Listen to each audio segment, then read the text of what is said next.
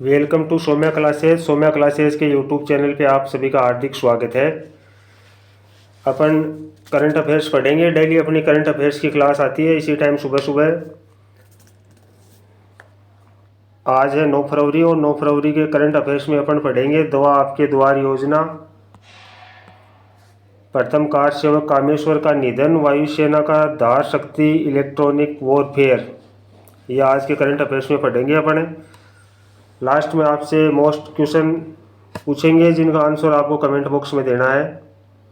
सभी साथी चैनल को लाइक करें, सब्सक्राइब करें, शेयर करें।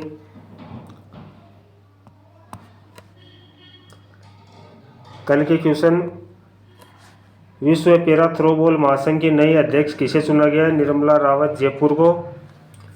जयपुर में 17 जनवरी 2025 को आयोजित द ढूंढा टॉप 2025 कार्यक्रम की थीम क्या थी? राष्ट्रहितम ममम कर्तव्यम। 38वें राष्ट्रीय खेलों में कयाकिंग में स्वर्ण पदक किसने जीता? प्रद्युमन सिंह राठौड़ ने। ये थे कल के क्वेश्चन। कल का रिवीजन है। राजस्थानी कवि लक्ष्मणदान कविया को कौन सा पुरस्कार मिला? कवि काग पुरस्कार। लखपति दीदी योजना में कितनी महिलाओं को जोड़ने का लक्ष्य है? 15 लाख। 16वीं विधानसभा में भारत आदिवासी पार्टी के कितने विधायक हैं? 4 विधायक।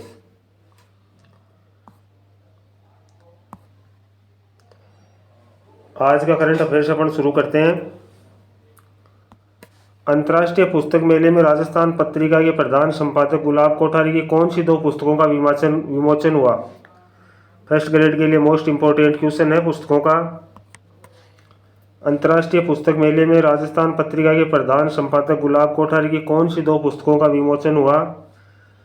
स्त्री देह से आगे और बॉडी माइंड इंटेलेक्ट, इन 2 पुस्तकों का विमोचन अंतर्राष्ट्रीय पुस्तक मेले में हुआ 8 फरवरी को। अंतर्राष्ट्रीय पुस्तक मेले में शनिवार मतलब 8 फरवरी 2025 को लोकसभा अध्यक्ष ओम बिरला, पत्रिका समूह के प्रधान संपादक गुलाब कोठारी की 2 महत्वपूर्ण पुस्तकों स्त्री देह से आगे और बॉडी माइंड इंटेलेक्ट का विमोचन किया। यह कार्यक्रम नेशनल बुक ट्रस्ट एनईबीटी द्वारा थीम पिवेलियन में दो बार 1 बजे आयोजित किया गया। स्त्री देह से आगे पुस्तक स्त्री की स्थिति और गरिमा को वैज्ञानिक और आध्यात्मिक दृष्टिकोण से विश्लेषित करती है। यह समाज में नारी की भूमिका, पश्चिमी प्रभाव, पारंपरिक मूल्यों पर रोशनी डालती है। बॉडी माइंड इंटेलेक्ट शरीर, मन और बुद्धि के गहरे संबंधों को वैदिक साहित्य के संदर्भ में समझती है। गुलाब कोठारी की ये 2 पुस्तकें।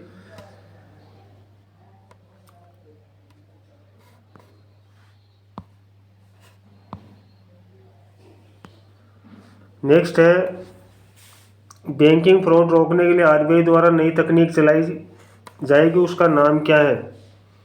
जो बैंकिंग फ्रॉड हो रहा है आजकल, ऑनलाइन बैंकिंग फ्रॉड होता है, उसमें आरबीआई ने एक नई तकनीक चलाई जाएगी आरबीआई द्वारा। उसका नाम है डोमेन नेम।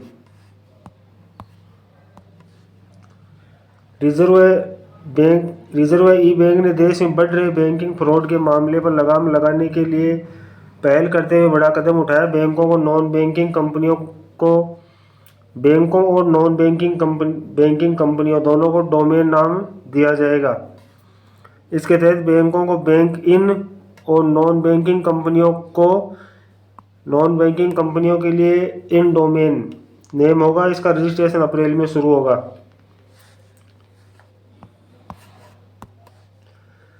नेक्स्ट है, प्रथम कर सेवक का दर्जा किसे दिया गया? कामेश्वर चौपाल को। प्रथम कर सेवक का दर्जा कामेश्वर चौपाल को दिया गया। राम जन्मभूमि तीर्थ क्षेत्र ट्रस्ट के सदस्य कामेश्वर चौपाल 68 का दिल्ली के एक अस्पताल में निधन हो गया। वह काफ़ी समय से बीमार थे। चौपाल ने राम मंदिर निर्माण के लिए पहली ईंट रखी थी। राम मंदिर निर्माण हुआ था, उसमें पहली ईंट कामेश्वर चौपाल ने रखी थी। उन्हें प्रथम कार सेवक का दर्जा दिया गया था। उन्होंने 1991 व 2024 में भाजपा के टिकट पर लोकसभा चुनाव लड़ा था। 1991 में लड़ा, फिर 2024 में भाजपा के टिकट पे उन्होंने लोकसभा का चुनाव लड़ा और दोनों बार ही हार गए। अब हारना कोई बड़ी बात नहीं है। कल दिल्ली विधानसभा के चुनाव का रिजल्ट आया और उसमें आम आदमी पार्टी है वो हार गई। आम आदमी पार्टी के साथ में मुख्यमंत्री अरविंद केजरीवाल स्वयं भी हार गए, जिसमें टोटल 70 विधानसभा की सीटें हैं। दिल्ली विधानसभा में टोटल 70 सीटें हैं, जिनमें से भाजपा 48 सीटें और आम आदमी पार्टी को 22 सीटें मिली हैं। आम आदमी पार्टी के मुख्यमंत्री अरविंद केजरीवाल स्वयं हार गए, मनीष सिसोदिया हार गए। तो हारना जीतना कोई बड़ी बात नहीं है। इससे पहले 2020 के चुनाव में भाजपा को मात्र 8 सीटें मिली थी। 2020 में 8 सीटें मिली, जिनसे अभी 48 सीटें हो गई। और आम आदमी पार्टी को 62 सीटें मिली थी, 62 से 22 सीटें हो गई। ये कल दिल्ली विधानसभा का चुनाव परिणाम आया। नेक्स्ट है भारतीय वायु सेना पाकिस्तान और चीन की सीमाओं पर कौन सा इलेक्ट्रॉनिक वॉरफेयर सिस्टम तैनात करेगा। भारतीय वायुसेना वो पाकिस्तान और चीन की जो सीमाएं हैं उन पे इलेक्ट्रॉनिक वॉरफेयर सिस्टम तैनात करेगा। उसका नाम है धार शक्ति इलेक्ट्रॉनिक वॉरफेयर, EW।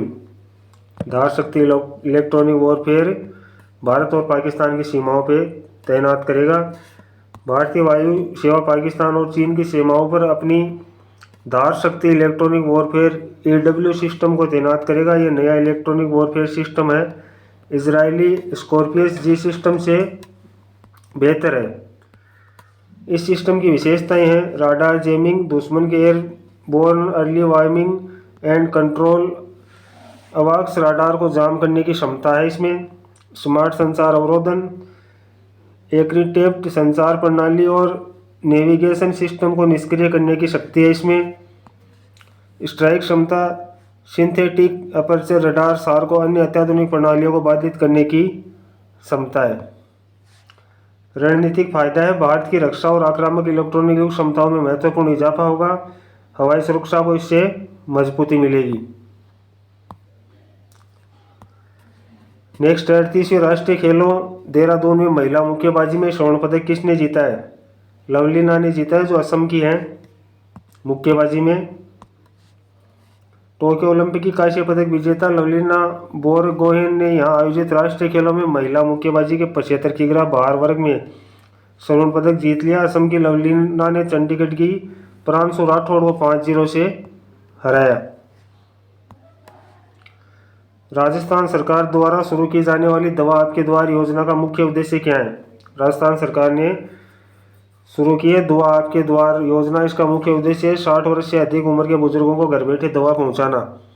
60 साल से ऊपर के जो बुजुर्ग हैं उनको दवा लाने के लिए अब कहीं जाने की ज़रूरत नहीं है, सरकार उनको घर पे ही दवाई भेजेगी।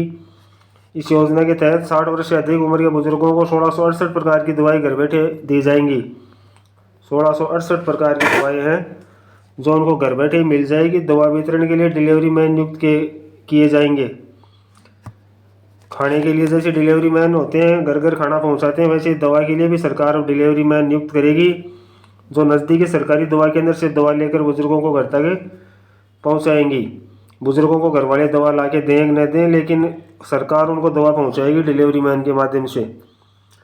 तो ये था अपना आज का करंट अफेयर्स। ये क्वेश्चन जिनके आंसर आपको कमेंट बॉक्स में देने हैं।